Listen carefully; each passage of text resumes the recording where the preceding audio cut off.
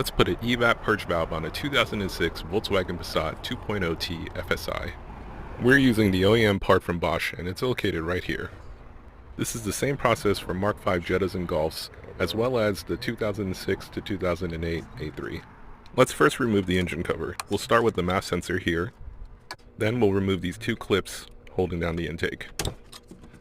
And over on the right side, you'll see that there's a intake air ram or something, and you'll want to unclip that. Then there's just rubber grommets holding the cover in place. 3 grommets hold the corners, and then the 4th is just held on by the intake pipe that you'll see me pulling out here. It's a little tricky, you kind of have to pivot up and pull out. Remove the hose clamps on either side of the EVAP Purge valve. I have spring clamps, but yours may look different. Then remove the sensor and be careful about breaking the locking tab.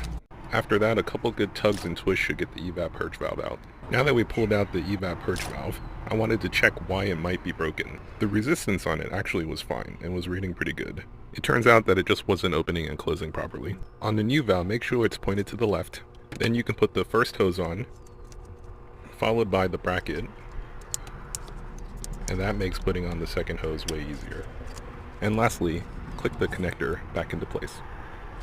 I found the 5/8 spring clamps a little bit too snug, so off camera I replaced them with 9/16 clamps. They fit so much better, and I'll have a link in the description if you need some. All that's left is to put the engine cover back on, and don't forget to put the MAF sensor back in.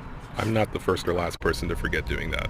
I hope you liked this video, and I hope you'll consider subscribing. Your support lets me continue feeding breadcrumbs to these goslings. I'm Alan, and this is Metal Loop.